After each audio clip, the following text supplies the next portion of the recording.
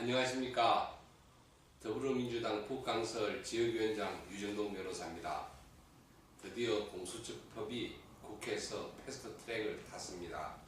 지난 대선에서 공수처법을 대통령 공약으로 입안하는 과정에서 참여한 사람으로서 감개가 무량합니다. 자, 그러면 공수처법에 대해서 하나하나 알아볼까요?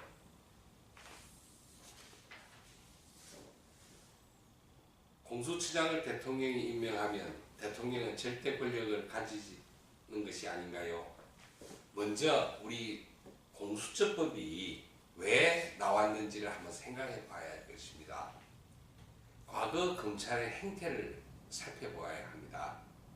과거 검찰은 유권무죄, 무권유죄라는 말을 남길 정도로 검찰권의 행사에 대해서 정당하지 못했다는 평가에서 자유롭지 못합니다. 과거 살아있는 권력에 대한 수사는 허리멍텅한 경우가 많았습니다. 아시다시피 MB의 내곡동 부지 매입 사건, BBK 사건, 박근혜 대통령의 시절에 정윤회 문건 사건, 최순실 우병우에 대한 부실 수사 사건, 이에 반해서 권력과 부당 권력에 힘든 사람들, 권력이 보기에 힘든 사람에 대한 탄압에는 적극적으로 앞섰습니다. 잘 아시다시피 고 노무현 대통령님에 대한 수사가 그것이 전형적인 그 예입니다. 그리고 한명숙 전 국무총리에 대한 사건 또한 국민들이 흔쾌히 승복할 수 없는 사건이었습니다. 검찰 자체의 비리에 대해서도 수사하지 않았습니다. 한번 기억을 되살려 봅시다. 우병우, 김학의 사건 제대로 수사가 되었습니까? 천성강 검찰총장 후보자의 스폰서 검사 사건, 2010년에 현직 검사장의 스폰서 성매매 사건 수사가 제대로 되었습니까? 이러한 검찰권에 대한 반성으로서 공수처법이 나오게 된 것입니다. 그 공수처법이 나오게 된 배경을 깡그리 무시하고 절대 권력 운운하는 것은 옳지 않다고 생각합니다. 그러면 이 공수처법을 중심으로 대통령의 권력이 절대화될 수 있는지 한번 하나하나 살펴보겠습니다. 지금 요번에 패스트트랙을 탄 공수처법은 백혜련 의원의 대표 발의안이 중심입니다. 그래서 백혜련 의원의 대표 발의안을 중심으로 설명드리겠습니다.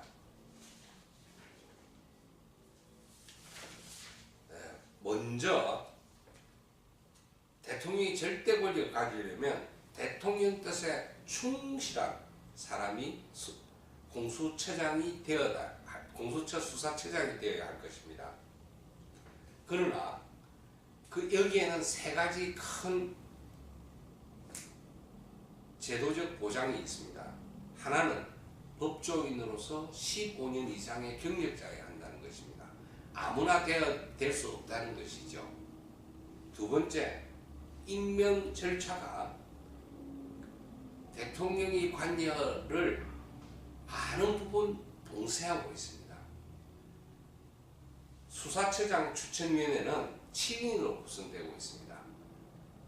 법무부 장관, 법원행정처장, 대한변호사협회 회장, 여당 추천 2명, 야당 추천 2 이렇게 있습니다.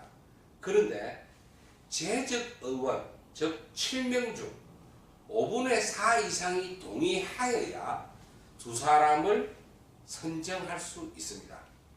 이 말은 5분의 4, 여기에서 5분의 4 이상이 되려면 야당이 2명이 반대하는 한 절대로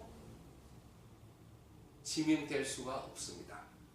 그 추천위원회가 지정한 2명 중 1명을 대통령이 지명하고 그 지명으로서 임명 절차가 끝나는 것이 아니고 그 임명된 한 명은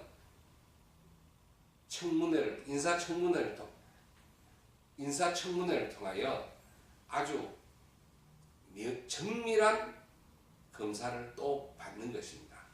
이러한 임명 절차 속에 탄생한 사람이 절대로 대통령 뜻에 충실한 사람이라는 하고 생각하는 것은 무리라 생각합니다. 그 다음 더 중요한 것이 하나가 있습니다. 그 수사처장은 신분 보장을 받는 것입니다. 신분 보장을 받음으로써 엉뚱한 일을 못하는 것입니다. 그리고 또 하나 더 나아가서 퇴임 이후에 공직의 임명이 제한됩니다. 검찰총장도 어느 기간까지 이후까지는 또 못합니다. 대법관도 일정 기간 이후가 되어야 비로소 가능합니다. 이러한 공직 임명 제한이 대통령의 뜻에 충실한 사람으로서 임명되고 그러고 그 대통령이 절대 권력을 가지겠다고 말하는 것은 선동에 불과하다고 생각합니다.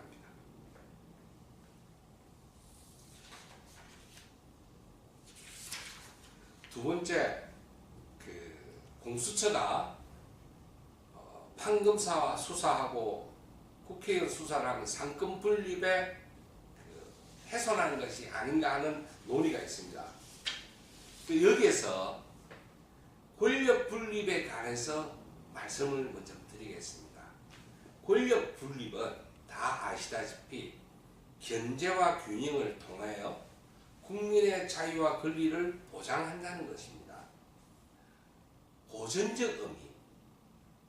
의미에 있어서 권력 분립은 상권, 즉 행정, 입법, 사법의 분리를 의미했습니다.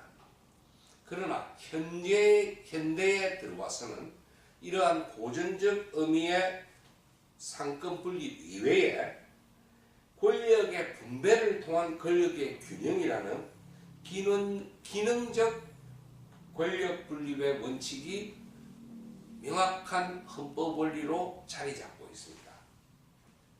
검찰의 수사권, 공소권 일부를 공수처에게 넘겨준다는 것은 검찰에 갖고 있는 무소불위의 권력을 분배하여 검찰과 공수처가 권력을 균형 있게 행사하도록 한다는 의미에서 상권 분립의 원칙에 어긋나는 것은 아닙니다.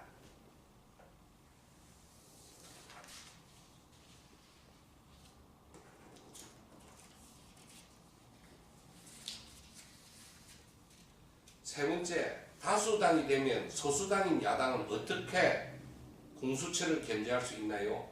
앞에서 설명드린 바와 같이 야당 2명이 반대하면 결코 공수처 처장을 임명할 수가 없습니다. 5분의 4 이상의 동의라는 것이 7인 정수의 추천위원회에서 5분의 4라는 이 숫자, 이것이 야당에게 공수처를 견제할 수 있는 가장 강력한 보장책으로 보장되어 있습니다.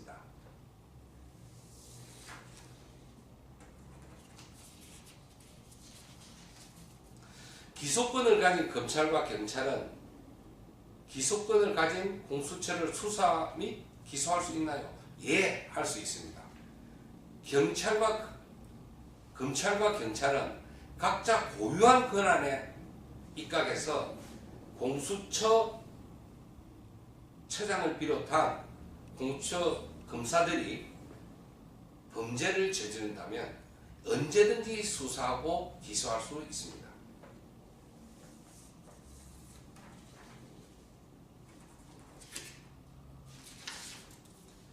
공수처 검사의 부패 행위는 누가 견제, 수사 및 기소할 수 있나요?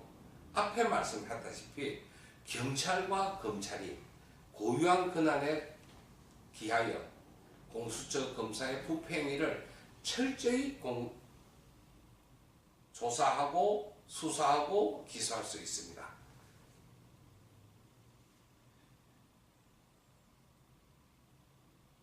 감사합니다.